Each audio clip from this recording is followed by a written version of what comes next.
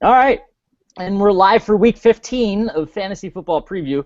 Not really live, I guess, if you're watching this after the fact, but that's how it's been all year, so we're just going to keep rolling. You may notice, though, we've had an addition to the bottom of the screen. There are now 5 little squares down there, and this is partly due. I lied to him before the show and said it wasn't because of him. Max, you lost your fantasy football playoff matchup this week, and I sure did. Without that, this fantasy cast had literally no one that had won a playoff game. So we figured, why not, reach out to one of our winners and invite him on the show to. It's kind of like Jerry Springer. To share that experience of what it's like to win a playoff game in your fantasy league. So welcome, Pat. Well, thank you. It's great to be here. As a longtime fan of this show. Golf clap for Pat. There we go. Good stuff. And Mark, avoided a mishap with his situation, and his perfect attendance stays well perfect. Well, they don't need to know about that. They did. I didn't want to call you out on it and embarrass you. So there's that. It reflects poorly on you as the host. Yeah, good professionalism. No, it does not reflect poorly on me because I allowed the show to go on with you. I made arrangements to get you on the show despite your terrible situation over there. Well, now you're wasting tape. Calling out your panelists. Skip. Way to go. Gotta do. I don't see what this has to do with our fantasy football lineups. Well, I'm thinking it's the tie. The tie's going to my head, so. I'm waiting for me. And Seth, you just look stupid today. Oh, okay. Thanks, Rob. Seth, we're both in the consolation ladder, and I think you won your game, didn't you? Little John Wall action there. Yeah, we have a winner. At least one. I was explaining this before. I actually won my playoff game because in my theoretical Seth world, I would have been the 6th place team if Pat would not have tied with Derek. So I actually scored 114 points. Max only scored 100. So in a weird way, I beat Max also. So how's it feel to lose twice, Max? In your head. How's it feel to lose twice? In what-if scenarios, I would have had the bye, and I'd still be in it. So can't live in what-ifs. You got to live in reality. 1-0, baby. 1-0. And in what-if scenarios, I just would have had a completely different team, and I don't know, not had everyone's best against me every week. So, but what are you gonna do? That's fantasy. So the show goes on. Fantasy. Mm-hmm. Oh, man. Well, I guess diving right into injuries and headlines, one sort of fits the bill for both. I'm sure you guys saw Cam Newton this week.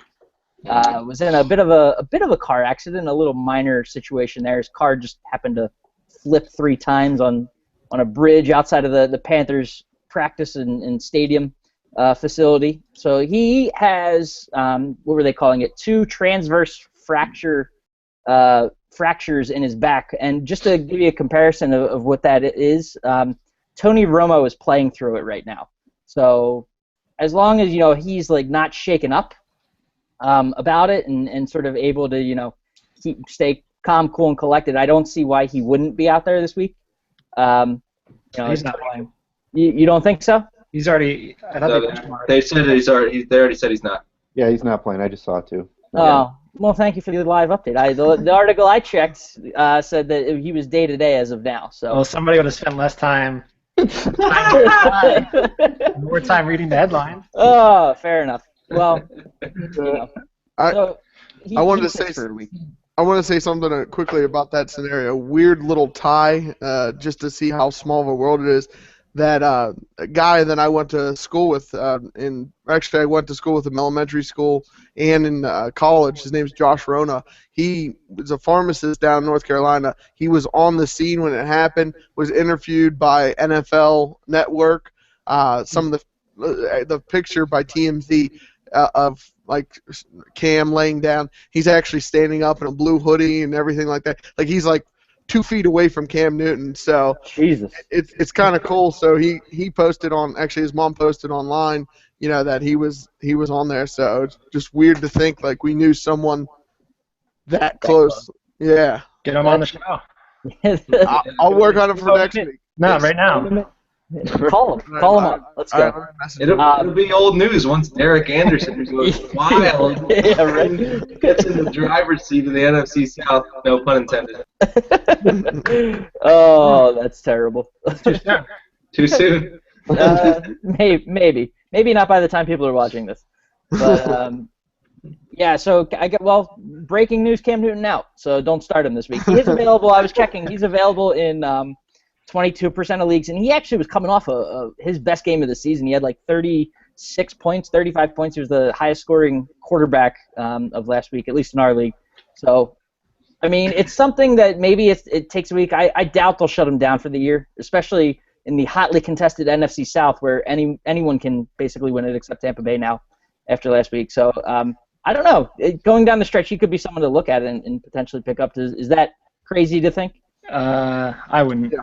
Yeah. If you're in a situation where you need a quarterback for a week, I'd rather pick up Manziel.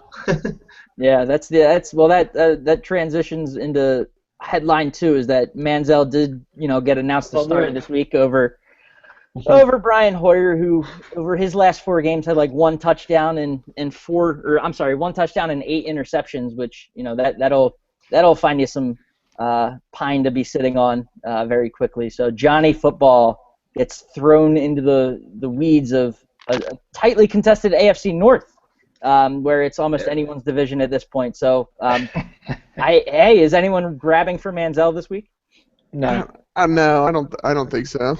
I mean, if you're really hurting, if like Cam was your star quarterback or something, and now you needed a replacement in a pinch.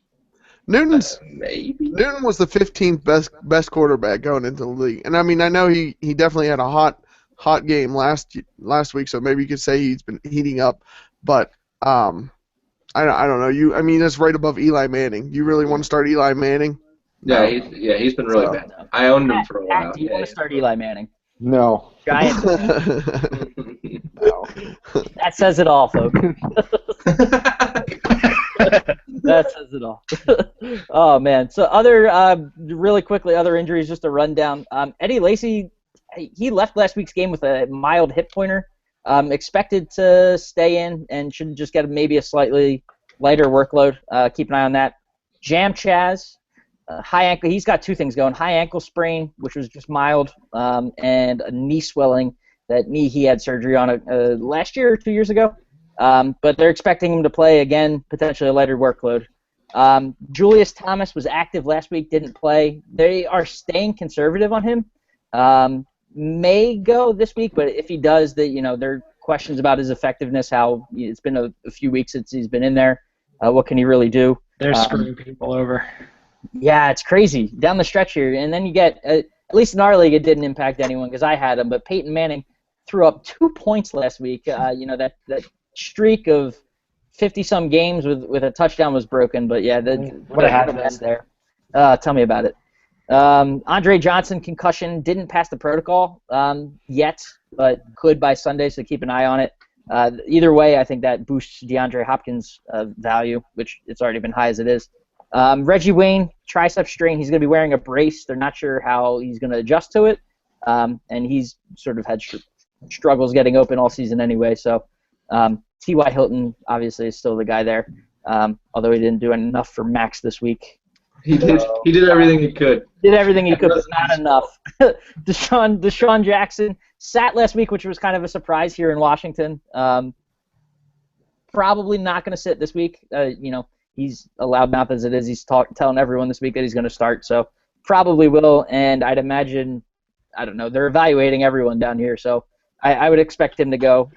Even if, I don't know, the quarterback situation here is something else too. Colt McCoy had that neck strain where led to RG3 coming back into the game after getting benched for 1 series at the end of the game. Colt said nothing's going to stop him from going on the field. That shouldn't affect anyone's fantasy team anyway, because if you're starting Colt McCoy, you're not in the playoffs. You're not in the playoffs. And yeah, 2 more. Percy Harvin, ankle, very unlikely to play. And the Jets are actually considering shutting him down because they're looking to the future to protect their assets. But whatever there. And then this one sort of combined. Kendall Wright and D'Angelo Williams both have bone injuries in their hand, but both are expecting to go if they think they can hold on to the ball. So they're sort of game time decisions right now, both with broken bones in their hands. So yeah, one to add there. Julio Jones. You didn't mention Julio Jones. No, I did not. Yeah, but his hip was bothering him at the end of the game. You sort of saw him. Trooper man, he kept marching out there. Doing what he didn't practice today. Yeah. So he's listed as questionable. Keep an eye on that. Someone else, one more. Ronnie Hillman is coming back from injury. I don't know if you guys remember, he was the backup to Monty Ball for the Denver Broncos. He probably won't get any playing time just because of C.J. Anderson has done such a good job, but just there might be a time split now, and so if you're on the fence of starting C.J. Anderson, you might want to look into that, see where the health of Ronnie Hillman is. Gotcha. And just to do it one more time, Gio Bernard, good to go. So we can move on. All right. So that brings us to right and wrong portion of the show, where we talk about what went right for your team and wrong. And I'd like to start with the fantasy playoff matchup here. Good. So we have both sides of the tape. We have the guy that everything went right for, and the guy that everything did go right for, but just not right enough. Yes. So. Yeah, I'll kick this off. I've spent a good amount of this season on this podcast throwing players under the bus and blaming them and saying that they suck. But this is all coaching. This is all coaching. This was all in the old head honcho here. I didn't start Martavis Bryant. He had a big game with that 90-yard touchdown bomb from Ben. Doesn't do much good on my bench. And I picked up the Rams D because the Eagles D was playing Seattle this week. And you didn't start them. It was 10 minutes before the 1 o'clock games, and I was like, you know what? I'm going to make a power move. That was a stiff power move. But if it worked out going up against Russell Wilson and Marshawn Lynch in fantasy, I was like, hey, if they do well, I'll have the win. And that's the problem with power moves sometimes. Sometimes they don't work out. When they don't work out, they tend to blow up in your face. So this was on me. This is on me. The victory was, I left it on the table there. It's on the bench, and what can you do? There was one player, Greg Zuerlein, kicker for St. Louis. -1. You suck. We said multiple times on this show it's almost nearly impossible for a kicker to go 0 or negative. That was watching. Oh man, Max, watching that game, you just felt so bad. Anything he tried to do, his first 3 kicks just missed an extra point wide right. Then he just pushed his 2 field goal attempts wide right, and it was like, it's like a big slapper. Outrageous. And they were within 35. They were like 35 and under. Yep. Oh god, it was just. I'm so generous with kicker scoring though. You only got a -1. I played against him in a playoff game, and I think he had like -7. He was -5 at one point in our league. But he clawed his way back. Onto your roster somehow. Oh. Yeah. So and I picked him up this week too. That was a new addition after I cut the Browns kicker. Coach and GM. Did you check on how the Browns kicker did? I think he did. He missed the field goal. 3. No, he was top 3 this week. He was top 3. He was top 3 this week. No way. I swear to God, he was. I was just putting together the top because I do that little chart under our thing here, and I swear to you, he was top 3. That's crazy. Fact checking this. Yeah, I'm on. Oh no, I lied. Nope. I lied. No. He had 5 points though. Hey, that's good for like a solid 20th. I would have had 100, respectable 110. I lied. Oh well, I lied. Allen, you know what? I'll call one player, Keenan Allen. He was exposed as the fraud that everybody thought he was this season.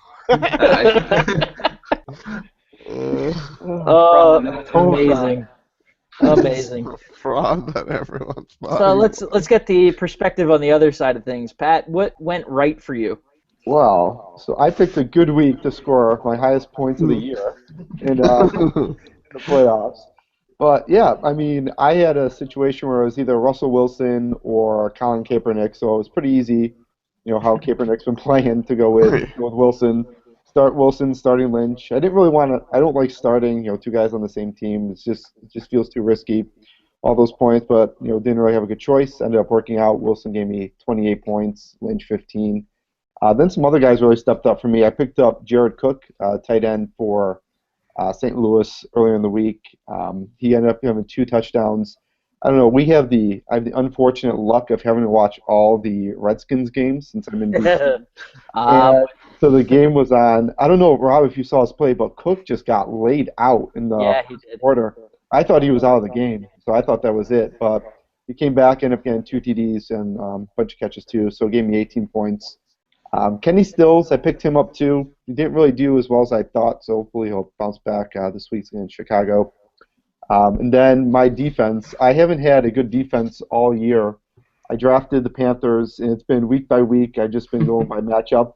And basically I look at who's playing the Jets, who's playing the Jaguars, and who's playing the Redskins. So they got me 10 points this week too. So the only one move I could have made would have been a little bit better is if I started Steve Smith.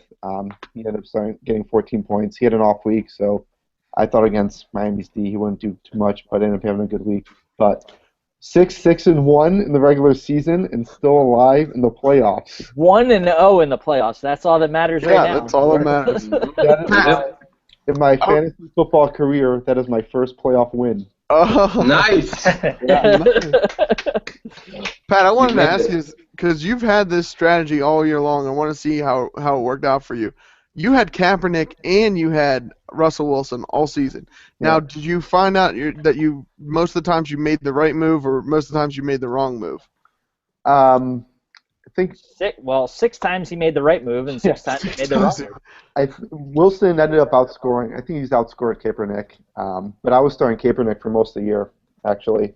But yeah, I want to go back and look at that to see, if I could have snuck in a few more wins here and there. I don't think it would have made a difference for me. In my games, but yeah, I was just most of the year I was going with Kaepernick, but he's just been so terrible that he's not doing much now. All right. Good stuff. Well, that's what it takes to win a playoff game, folks, in fantasy football. Have all your guys a little bit of luck, and have all your guys go and put up your best week of the season. Good stuff. Well, I don't want to go. I suck. I'm terrible at this. I don't know why I should go about fantasy football, because I'm terrible. It's just awful. I'm at the point now, Seth, we started talking about this last week. Like, what do you do now? You've been out for a while. How do you keep yourself invested? I wasn't invested. I'm not gonna lie. I didn't put out my best roster. Looking up and down it right now, Jeremy Maclin I had starting. Any wide receiver going up against Seattle, you're probably going to sub out. So I would have subbed out Maclin, and looking at the other options I had on my bench was Edelman, Decker, and Cecil Shorts. So Edelman probably would have gone in because I have Miami's defense. Or no, never mind, that doesn't matter. Edelman would have gone in instead of Decker, who was going at Minnesota. Edelman had 25 points, so that was on my bench. The other one, the one move that I would have stuck with up there is I had Miami going against Baltimore, and the Patriots were out at San Diego. Miami's playing at home, and New England was traveling cross-country to San Diego. I just like that matchup for whatever reason. Having Miami's defenses look great all year. I know them and the Patriots, they're both on my roster. Prior to this week, they were 1 and 2 in fantasy scoring defenses. Or not 1 and 2, but the Patriots are up there, like a top. I think they were like top 10 defense in the league or something. But would have stuck with it. Miami ended up getting me -1. Did not look good at home against Baltimore. That was actually a big matchup. I don't know if you guys watched that. I thought that was a great game. I was flipping back and forth, Pat, between that. That was on here and the Washington game, and I found myself on the Baltimore-Miami game more just because there was so much more on the line there. Yeah. But yeah, so then the Patriots ended up scoring 13. Their defense 13 points out in San Diego. So those moves alone would have given me the win. My first one in like 5 weeks, something like that. Only my 4th of the season. But yeah, what are you gonna do? Rob, you're You're selling yourself a little I bit know. short because you did stay consistent. I mean, the team that you played was a terrible team, and they still managed to put up 107 points on you. So you did that right too. I mean, the story of my season, and the other thing is, Peyton Manning knew the season was over for me, so he decided to go out and put 2 points on the board against Buffalo at home. So Peyton Manning, in his own way, was just shoving it to me. So. It's fine. You do what you do. Thanks, Pete. You got to work on that fantasy defense in the off season. That fantasy defense. Yeah. I know. That's the thing, though. Earlier in the year, if you look back, I had some great defensive performances. I started with Dallas, who was doing well. Got rid of them at the right time. Not that defense. No, not that defense. I'm talking about like if your team was real scoring against your me. Defense. Yeah, scoring against. Gotcha. There you go. Gotcha. I don't know how you improve upon it. I don't know. The fantasy guys just didn't have it in the cards for me this year, and they were like, try harder. That's the solution. You know what? You don't want You got to stop hosting a fantasy show. You need the will to win.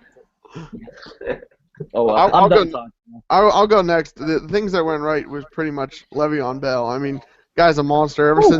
Ever since Blunt's been out of here, he's just been tearing it up. Even losing efforts. I think the first person in history, except Walter Payton, to get 200 yards from scrimmage in 3 games. So when you're comparing a feat that you've done with Walton Payton, I mean. That just shows you're heading in the right direction. One thing I did wrong, which wasn't too bad, is I didn't start Percy Harvin. Like I said in my bowl prediction, I predicted he was going to go for over 100 yards and 2 touchdowns. He went for over 100 yards and had 1 touchdown, so I just didn't get a chance to switch it. But I just want to give myself a little pat on the back for that one. I saw an article on ESPN about Le'Veon Bell, and it was basically saying like his 3-game stretch of fantasy points was one of the top, 30 or so in recent memory, or like in fantasy history. Really? And it just, man, I miss LaDainian Tomlinson because you looked up the list. He had this one year in like 06 where he was his 3-game stretches were on there like 5 out of the top 10 times. Really? And it was like the best stretch in fantasy history. I think it was like 300 points over 8 weeks. Do you think about the destruction that is? Do you think this is crazy? I don't know. This might be an outrageous statement. Do you think fantasy football has impacted that at all? Like that, you don't see that kind of running back anymore. No, I think the game's changed. The game's changed. Yeah. That fast? Yeah. Yeah. All it takes is a couple of changes. Like all the defensive pass interference stuff, like the hand checking and things like that. Yeah.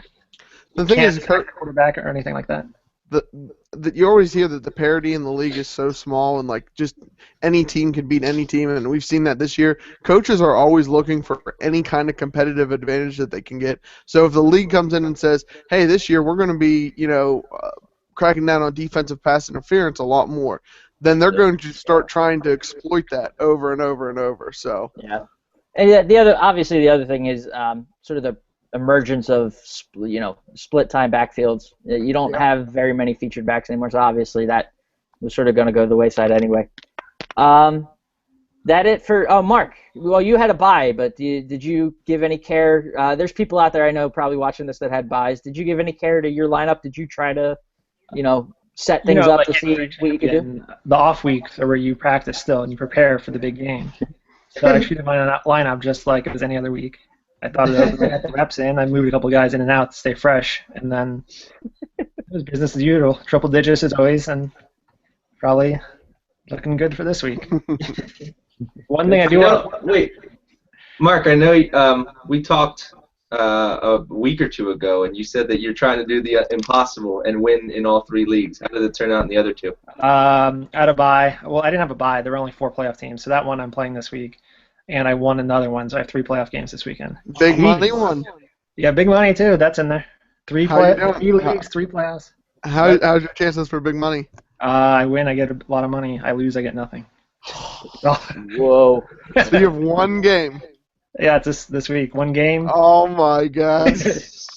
For a sizable amount of money. Wow. What a cocksucker. Whoa. Hey. Hey, family show, Seth. Family show. Oh, man. You can edit it out. On that note, MVPs. Let's just run through them quickly, because this is turning into my least favorite part of the show. But MVP of last week and this week. Give both of your picks at once. Oh, I had 3 of them on my team, so I'll shout them out. And you still lost. I know. I still wasn't enough to get it done. Ben Roethlisberger. Oh man, he is the king of last-minute fantasy points. He's the king of it. He loves to pour it on.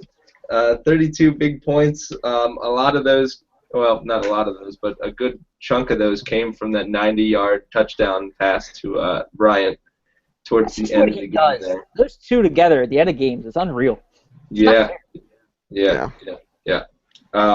DeMarco Murray again. I thought I was in a good shape on the Thursday night game. 29 points out of DeMarco Murray.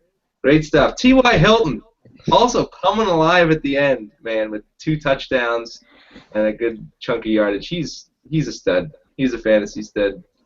So yeah. Who do you got for this week? Max. I don't watch football anymore. I'm done. I'm just kidding. I mean, hey, it's hard to bet against DeMarco Murray at this point in the season. He's looking awesome.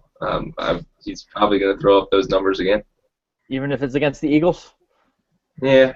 Even if it's against the Eagles, they stink. That's fair. I'll buy it. I'll buy it for a week. I've hit the Seth part of the season. Just that everything sucks. Yeah, it's terrible. It's awesome. It's terrible. I know. I'm in the playoffs in my other league, but something's missing that I'm not in it in both leagues. Oh man, Mark. Okay, we'll do next week first. Andrew Luck. He's a linchpin of my most important team, and this is his week to shine. Culmination of all those 300-yard games. This is it. He needs to show up. No more of this teasing me. That he was a little shaky in Cleveland. Yeah, I was gonna say he avoided a pretty terrible performance fantasy-wise. I mean, it still wasn't pretty, but he ended up 3 coming total through. Touchdowns and was just about the 300 yards passing, which is the absolute floor for him. But this is the week. And then what's his matchup? Who's he going against? Houston. Last time they played, I think he had 3 touchdowns in the first 8 minutes. Not afraid of Watt? Doesn't matter. He's only one man. And looking back to last week, relevant to anything, but I just thought I'd say that. And for last week, he wasn't the official MVP, but let's send some love over to Joique Bell, my old pal, who I disappointed a couple weeks ago. But here's what he is. He's perfectly okay. I think he's ranked 16th in running back, which is adequate for where he was picked, which for me was the 5th round. So you wanted a running back number 2, you got a running back number 2. And it verifies Dennis Green, he was who I thought he was. He's exactly the player I thought he would be. And I had to play him by default, and eventually he got more or less the points I thought he would get. Good stuff. Patrick, you want to... buying a sensible car. You're not too happy, but it does the job. All right. Okay. All right. So one guy we didn't mention who I have on my team is A.J. Green. I think he put up might have been a career high for yards, reception yards last week. I think over 220, 12 catches. He had a TD. So he's definitely MVP for that this week. I think also next week playing against the Browns too could be MVP as well. Another guy is Kenny Stills. He didn't do much this week for me, but I'm hoping that he can bounce back and have a big week against the Bears and get a couple of receptions and a TD for me. Good stuff. Seth? Next week, I look for Forte to have a really good game going against New Orleans. I know they allowed Le'Veon Bell to have a 32-point game. Their defense is shaky at times, and I expect a lot of points to be put up. So a lot of underneath passes, screen games, and runs. I want to give a quick props to Rob and Mark too. You guys called that Cincinnati Steeler game by two touchdowns. Wait a second. Don't lump Rob in with me. I'm on this at least 17 points. You did say that. Now, up until like the third quarter, I thought you were an idiot, and I was like, I told you we were going to lose. This is what the Steelers do, and then somehow we pull away. But yeah, I'll admit that I didn't second his opinion on the 17 plus points, but I said it was going to be a pretty solid win. Yeah, it'd be funny if it was so sad. You didn't just pull away. I mean, you guys crushed. Yeah, that's the thing. Like, I mean, we were up by 3 points or down by 3 points for most of that game. Then I look back and we were up by 20-some points. Yeah, and MVP of that week, definitely Le'Veon Bell, who, I mean, I can't talk about it. You were remiss not to mention him. It's weird because, I mean, I kept on saying I was trying to trade him at, like, the times in which his value was the highest, which he had, like, 20 points or 10 points. So right now. Yeah, I know. Now is whenever. And quick other MVP, and this is something I want to talk. Maybe we can do like a year-long MVP award. Arian Foster, if he wasn't hurt for as many games as he would be, that dude's a workhorse. You're stealing my thunder. I mean, I was just looking back. Run with it. Looking back, I mean, he's like the fifth best running back right now. But that's with like 6 games missed or partially missed. Yep. And I mean, if he would have stayed healthy the entire season, I don't know if that's just because of overusage or he never seems to actually get healthy and then he comes out and plays and he tweaks something. But he would be the number one. And I feel just terrible for him because both in fantasy and in real life, he was just on a horrible team the entire season. So, I mean, you were in just that's your team, Rob. Thanks, I got it. All right. No one else seems to. His talents went to waste down there. You know? Wasted away on terrible fantasy teams and real life teams, so no one really appreciates. He could have been on a playoff team. He could have, but you know, people accused us of collusion, us DC cronies down here. The people spoke. That's fine. You say what you will. That's fine. But yeah, I've been sort of slowly preaching on that all year. That Foster is doing phenomenal when he's in the game. He's got to. That's always been his problem. Is he cannot stay healthy for the life of him. But yeah. I mean, he's a solid 20 points every week, and it's crazy. He's like one of the. There's very few featured backs anymore. Like that's just one featured back, the entire backfield. That's it. He's one of them. And if he is in there, he runs that entire offense. He can be all over the field. Catching, running. Yeah, he does it all for them. And then someone that you've owned now for Blue, correct? So you got to see him play whenever he's been out. There is a heads and shoulders difference between the talent of Foster and Blue. So. Yep, it's crazy, but. He was going to be my MVP, my action for this week, sort of like the sub MVP.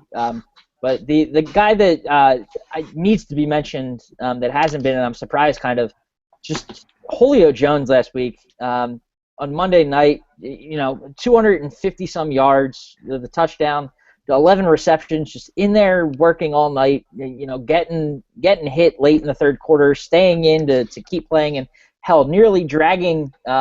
The Falcons back into that game. I mean, that ended up being like a one-possession game. You could just tell how much that game was taken out of him. And fantasy points aside, that was an MVP-like performance in my mind. And looking ahead to this week, I mean, if you're not going to say Le'Veon Bell, it's got to be Le'Veon Bell. Who am I kidding? Going up against one of the worst rushing defense fantasy point wise, Atlanta here is giving up almost 23 points per game to backs. So in the league average is something like 17. So you could make that argument that it'd be Julio Jones again if he plays though. I mean, look at AJ Green this week. Yep. Yeah, you could. So, but just the way Bell's playing, they're gonna feed. They're gonna feed him the rock. So he's pretty set. And it's a shame that he's wasting away on a non-playoff team. So get that back in there. Okay. Fair enough. So Oh man, but so I guess that moves us to. Well, Max, you might have dropped out. Seth was going off on Foster and sort of how his talents were wasting away on a bad team this year. Yeah. Fantasy, not Houston Texan wise, fantasy football wise. Oh, fantasy football. Big boss Chip, yeah. He's on my team, so It's like the Barry Sanders Award. Yes. Exactly. Oh man, so that gets us through that, and now matchups that you're looking forward to, and others that should be avoided for fantasy football purposes. Who would like to jump on this one? We'll start. It's real life, but it'll segue into fantasy. This is part 2 of that prediction I made last week. Part 1 was the easy one. Steelers blow out the Bengals. Expectations sky high. Phase 2. Can I interject and predict that you're going to say the Falcons are going to blow out the Steelers? This is phase 2. You said win, lose, win, lose. But now, no. I did say that, but I got thinking as Martavis Bryant was running unimpeded to the end zone. I thought, and it's like, what if they don't want you to let down quite yet? Like, the obvious next step is to go to Atlanta and lose a frustrating game, which they are very capable of doing. But what if Tomlin knows that, and they play to win in Atlanta, and they get that win, and then they're 9-5, and they know. They're in the driver's seat for the playoff as long as they have the tiebreaker. The tiebreaker is divisional record and conference record. And the game against Kansas City, where you're thinking just win that game and nothing else, and you're in. Yep.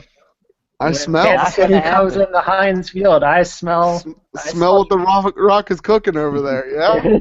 So, just to clarify, so you're smelling that KC wins. Yeah. Next week. I'm suspicious. Yeah. You're getting ahead of your prediction because this game, in the grand scheme of things, a win is nice. Whether they win or lose, it doesn't move the needle a ton for them because they have all the tiebreakers. Yeah. Backbreaker is Kansas City. And just you wait. That's fair. I smell what you're cooking, Mark, and I love it. How does this translate to It translates. I still think the Steelers lose, but I think it's an okay. That's a long way to say they win. Okay. But more painful losses coming. Gotcha. I just can't wait till the end of the season when the Steelers lose out to Cincinnati because of that one freaking tie. And then it will be like art imitating life because that's the same thing that happened to me. I will make a prediction, though. If Pittsburgh wins that game versus Kansas City, they win at least one playoff game. Oh, bold prediction. Save it, Mark. Save it. No, he's teasing for the real. I'll go next because I don't even want to say that I'm excited for this matchup, but Cincinnati and Cleveland. The Johnny Money Man football Manziel. Huge game for Cincinnati. Huge game for Cleveland. So I can't wait to see it. It doesn't matter what. It's kind of like the Mark Sanchez butt fumble. It doesn't matter if he goes out there and is spectacular or spectacularly bad. I just want to see it. Yeah, dude. If they win that game and it's because of him, oh man, forget about it. All of next week. Yeah. Will be the Johnny football talk. I can't wait. I can't wait. We'll call it Johnny football preview instead of fantasy football preview. What a nice free Christmas present this is. This is good stuff. The only way that would make it worse is if Mark Sanchez does have butt fumble take 2 and Manziel explodes. ESPN won't know what to do. They'll just have to dedicate a whole ESPN to one and a whole ESPN to the other. Manziel butt fumbled. Oh man. I don't know. Matchups to avoid. One that really scares me. In terms of guys that you might have on your team that you're thinking about starting. I don't know. Arizona, they're traveling to St. Louis, and that 3-4 weeks ago that seemed like a lock for the Cardinals to go in there and just stomp away. Not sure what Fitz's condition is, whether he's going to be in there or not. But St. Louis, man, looking at what they did to Washington, that's a team. These last 3 weeks of the year, I don't want to be playing them. Because the thing is they're still mathematically able to get a playoff spot at this point. That's crazy. I didn't know that. So they're going to need a lot of work, a lot of help. Yeah, there's only 4 teams that are eliminated in the NFC. So one of them is not Tampa. One of them is Tampa. Tampa Bay's out. They finally got eliminated. They got eliminated, so they're done. But so they are still in it. So they technically still have something to play for, and the Cardinals are reeling right now. In a world, they did win last week, but that's a team that is not. They're not what they were 3-4 weeks ago. So I just think that that defense of St. Louis is really something else. They don't get enough credit. And I think they really stymie that Cardinals offense. Especially go ahead. I was going to say, especially with Arizona on the road, and I don't know. I still don't like Skelton. That was a Colt McCoy. Stanton. Skelton. Good. That was a Colt McCoy-led Redskins team. Come on now. It doesn't matter. It really doesn't matter. This is a classic reverse momentum game. Everyone's going one direction. It's not the other way. I think that you can't call a trap game for a team that's an underdog. No, it's not a trap game. It's a what's the spread? St. Louis is a favorite. They're favored by 4.5. I know it's Arizona. It's a pretty good trap game. Trap game. Yep. Trap game for a sub 500 team. There you go. Well, it's not a trap game. It's just things are going to readjust. Don't say trap game. It's a trap. It's a. Can we talk about Cowboys and Eagles? I can't go all show without. I know you mentioned the butt fumble, but I need some sort of Eagles talk here. This is going to be some. You talk about disappointment with the Steelers. This is set up for all kinds of disappointment. We demolished and dismantled them on the road. So remember how you felt here. Now it should be even easier. And remember how you felt after that demoralizing loss against Green Bay. I know that was at Green Bay and everyone sort of expected it, but tell me you didn't expect the Seahawks to come in and beat the Eagles. I don't know. I guess I was expecting it. I was just hoping that it wasn't going to happen. Yeah, so started their defense, for God's sake. I know.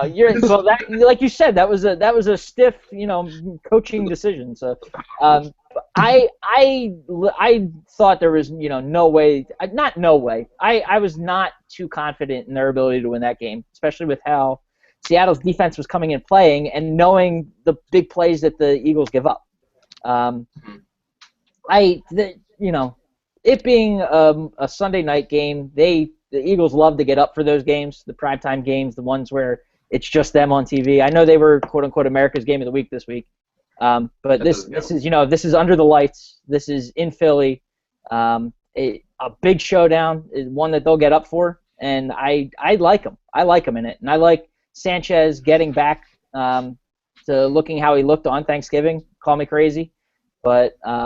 I don't know. I just love everything about that offense. And Dallas's defense doesn't look the best. They went up against a Chicago team that, was not – they have the weapons on offense, but they haven't been clicking all year. And they still, gave up. Chicago was able to move the ball on them. So Dallas's defense doesn't scare me. Their defense is that offense. They're becoming what we thought they were all season. They were overachieving. Big time, and towards the beginning and middle of the season, we're like, "Whoa, where did this come from?" And now it's like, "Oh, it was just some smoke and mirrors." They're the bad defense. They can make some noise. Win this game, they're in good shape. Yeah, I love them at home. I know I don't know. Yeah, how could I not? I saw what happened on Thanksgiving. I mean, come on, but it's just like I said, it's just setting it up for a trap game. I feel like this is a must-win for Philly. I feel like playoff hinges. Yes. Definitely. Good Lord, yes. Yeah. So, there's that. Wait, the Cow, but we both still have Washington, don't we? Down the stretch. Yeah. Well, we play each other, and then Dallas goes to Indy, and then home against Washington.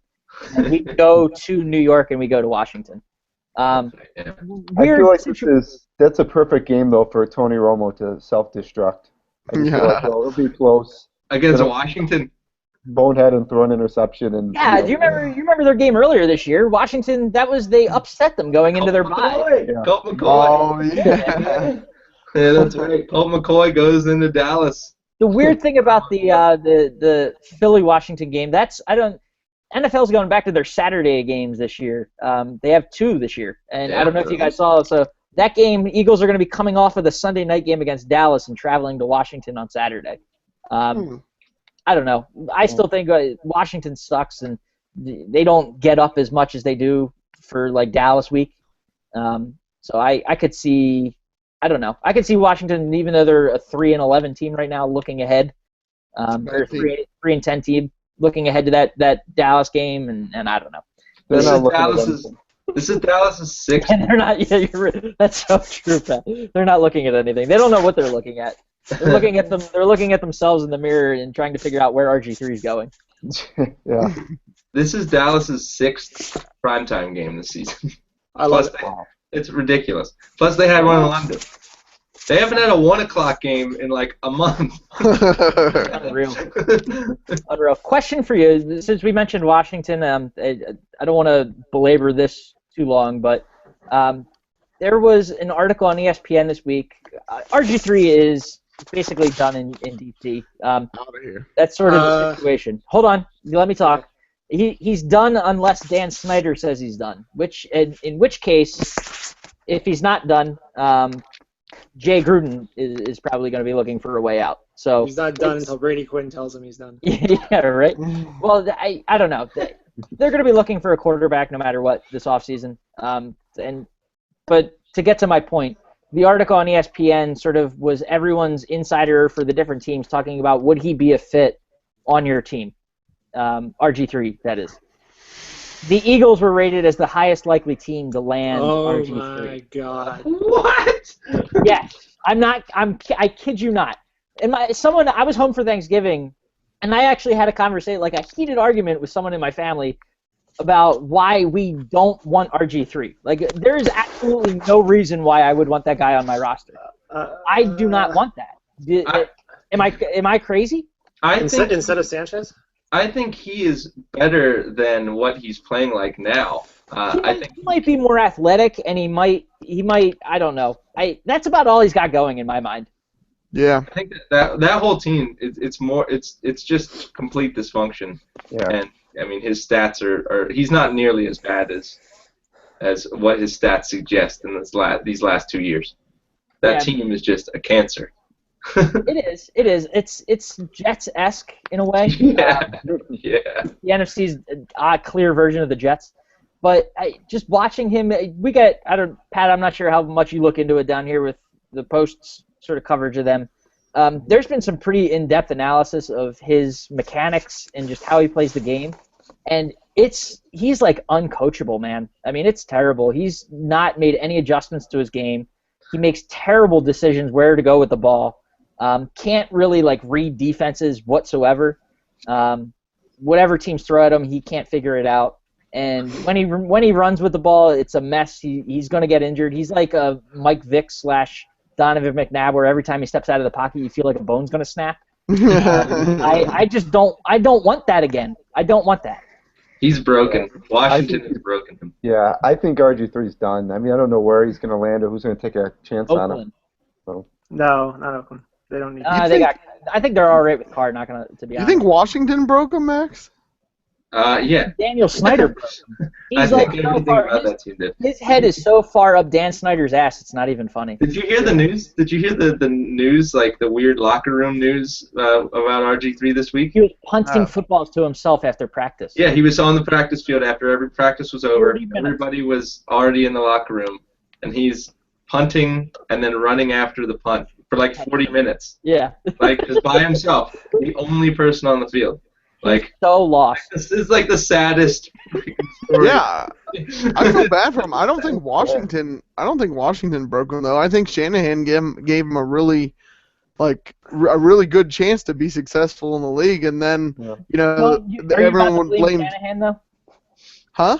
Are you about to blame Shanahan? No, I think he's crediting Shanahan. Yeah, I'm crediting Shanahan. I think, when he was there, at least whenever he was a rookie, he didn't do too much that required. He was like, oh, we're going to ease you in. We're going to do a lot of running. We're going to do a lot of, rolling out passes, nothing too complex. But I think whenever Shanahan eventually wanted to get more and more complex with the playbook, I don't think RG3 kind of could adjust. Yeah, I mean, think about it. You're looking at a system essentially that was Kyle's, a hybrid with Mike's, that is working, albeit not over the last 3 weeks at the quarterback position in Cleveland. I mean, he's taken Cleveland from the bottom of that division into contention, and they're sort of turning into what everyone. This is the statement of the show, but what they thought they were this year. But I mean, they've been competitive. And that's with Brian Hoyer, a guy that is arguably does not have the same athletic build as someone like RG3 or just ability. So I don't know. I have a good trade hypothetical, assuming Jay Gruden stays there.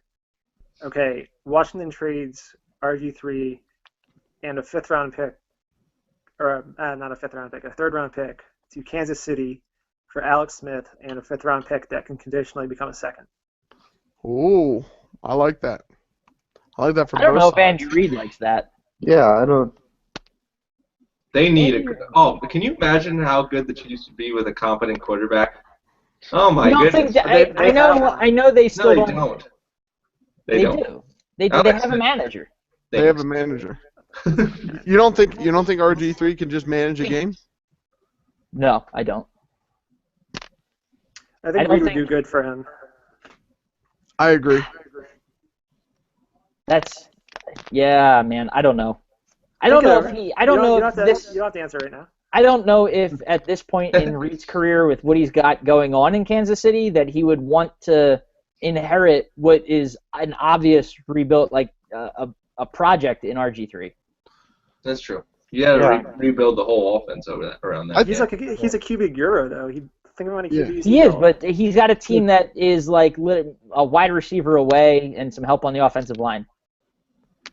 I don't know, man. I feel like that team lacks explosiveness. Like, besides Jamal Charles, Alex Smith isn't going to beat you. Like, Robert Griffin, under the right coaching, under a coach like Andy Reid, I mean, he could be explosive. He could be. And they could run the read option all the time. Yeah. Mark, again, whatever you're cooking, man, I'm smelling it. I'm loving it. Stop saying that. Delicious. Just keep it cooking, Mark. Keep it cooking. Oh, God. Well, you're laying down. In the interest of time, let's cut that RG3 talk. I don't know. We'll see what it is in a matter of weeks, so it'll be interesting. But either way, bold predictions. The Johnny Football segment. The Johnny Football segment. So RG3 wins the Super Bowl, not with Washington. Is that bold enough for you? Oh! Wow, that's bold. I like that. There's only one bolder prediction. RG3 wins the Super Bowl with Washington. That's great. Oh, that's awesome. So, what do we got? I'm gonna go with the Falcons and the Steelers game. I think there's about 30 points combined. Less than 30 points combined scoring in that game. So I don't like any kind of fantasy points for those teams. So Steelers, anybody. I think they're just gonna have all trash fantasy games. You're saying defensive struggle from. Yeah, I think you're not. If you're going in that game and you think, okay, these are two kind of bad defenses. They're going to score a lot of points. Le'Veon Bell, Antonio Brown, Julio Jones, everyone's going to score a lot of points. I don't think that's going to be the case. Woo. So. All right. I got one. All right, I know this is a fantasy cast, but let me make you all some money. The worst game of the week, Jets at Titans, 2-11 versus 2-11. In theory, it should be a garbage game that nobody cares about. The Jets are going to blow away Tennessee. It is going to be a complete beatdown.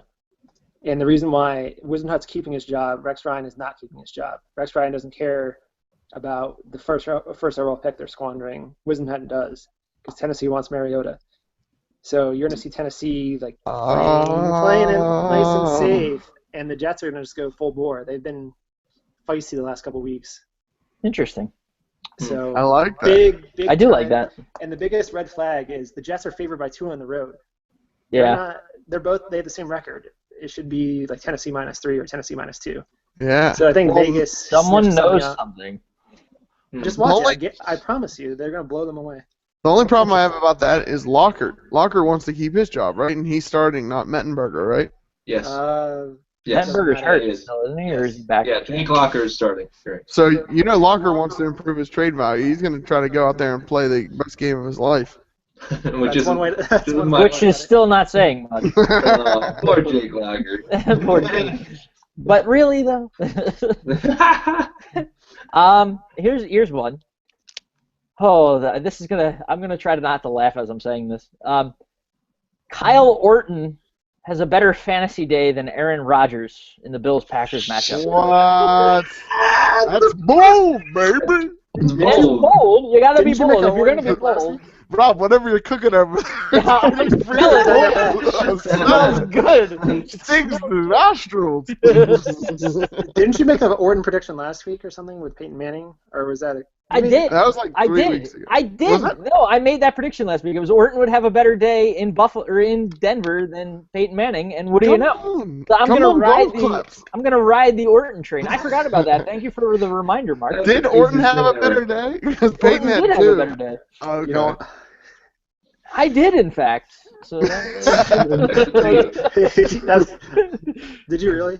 I did. All right, watch So I'm the gonna ride the Orton train. Wow.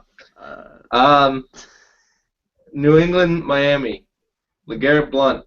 He's the star of that matchup. Belichick has no interest in giving the ball to Gray after that. I don't know. It makes no sense. What's the number one running back 20 in New minutes England? late to one practice and his career is over. Yeah. Unreal. It is the craziest thing ever. What a jackass. the horrible thing is they're still winning. Miami or New England looks like the best team in football, so they don't have to play Gray. It makes him look so worthless. I know. And when he the few times he did touch the ball this last week, I was like, yeah, okay, he's clearly the better running back. He's clearly better than Blount. Why are you starting handoffs with Blount? But so I'm gonna ride the Blount train. Could you imagine if Blount did that in New England, what he did in Pittsburgh? Like Belichick would. He didn't get the chance. Belichick would kill his firstborn or something like that. That would be the punishment. Apparently not, because he just signed him like a couple weeks after that happened.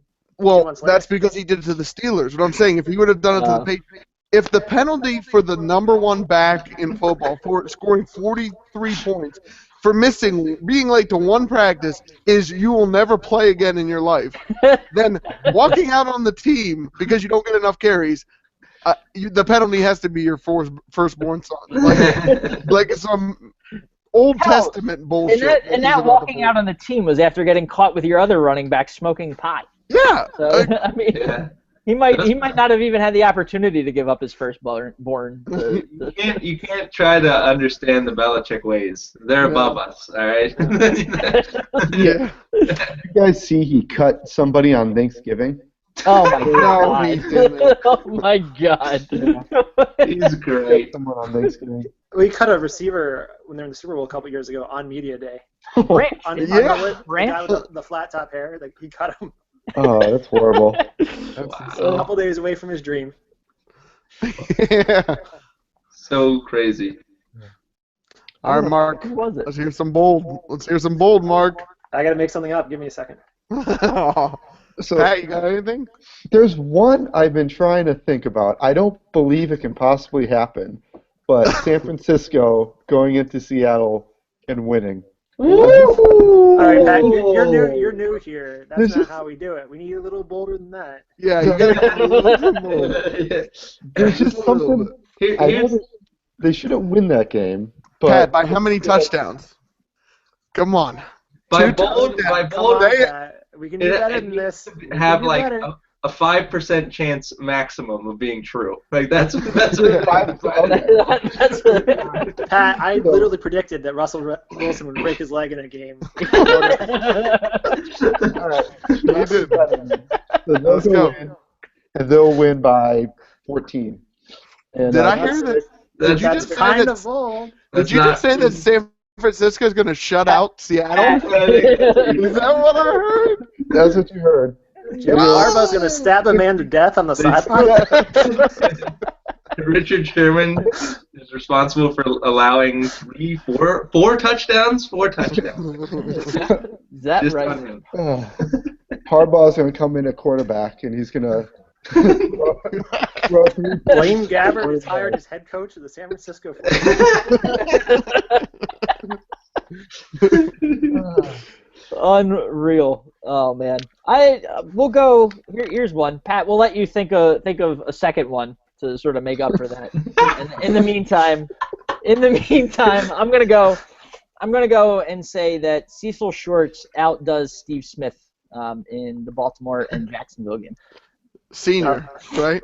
Steve Smith Senior. Yes. Let me correct that. Just so we don't That would be confuse a him bold with the other prediction. Steve Smith in that game. We're not talking about the old, like the guy who used to play for the Giants and then the Eagles. Yeah, no. Steve Smith Senior will get outdone by Cecil Shorts the third. That's kind of bold. I Okay. thought you were angling at Steve Smith's like infant son. That's what I was about to say. I will say Steve smith Jr.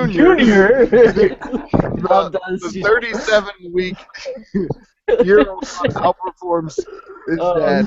the third. I got Mark. a real one. Minnesota beats Detroit. And Matthew Stafford unexpectedly announces retirement in the mid. There's the boldness. That's what There it is. Give us some boldness for Joyt Bell. Exactly 76 yards and 1 receiving touchdown. Write that down. I'm checking this. Joyt Bell, 76 76 yards and the receiver. and a receiving touchdown. 76 yards rushing or receiving? Let's go both. Let's go. Both. Hold on. Exactly 76 for both. 76 rushing and receiving, Okay. and 1 touchdown. One Receiving touchdown. Touchdown. 1 receiving TD. Doesn't sound like the president and CEO of Joyt Bell fan club's too confident. I compared him to a sensible car. That's still 20 point. That's 20-point output plus reception points. Oh, I thought you said 76 total. No, for both. Oh, I thought both. receiving 76 for receiving, 76 for rushing. That's what I said. Clarify, Mark. Yeah. Yes, that's what he said. It's a bold prediction. I shouldn't have to tell you that. Good stuff. All right, Pat, we'll let you finish the show. All right. Redeem yourself. No pressure, Pat. I think, as my final bold prediction, Mark Sanchez will have more butt fumbles than Tony Romo will have touchdown passes. Oh! I like it. Hey, that's not funny. That's a good one. one. That's what I like to hear. And we're gonna say that number is 0. So then Romo throws a pick 6, and that makes it like a -1 passing touchdown. So if you're asking about bold predictions, I still have one more on Joyt Bell. Was there? In the post-game press conference, he announces after all these years that his name is actually Jock. Oh man, and that's where we went too far. We went just a few seconds too far. So on that note, we'll see you back. And next week's the championship week for a lot of people. We could have, if he wins again, maybe we bring him back and feature a game between 2 people on this panel right now, because you guys aren't going up against each other, right? No. No, save No. the best for last. So As I said- we could be previewing our fantasy football championship round. Or As there I could said be, or there could be none of us. There could be And the absolutely. show will be canceled. If we're not here next week, you'll know why. It would feel so good, Mark, to have you write me a letter congratulating me on winning after defeating me in the championship. It would just. That's It would feel amazing. good. I'll be happy to write that letter. Good No stuff. insult intended. It would be an honor. Fair enough. Well, we'll see what happens next week. Okay.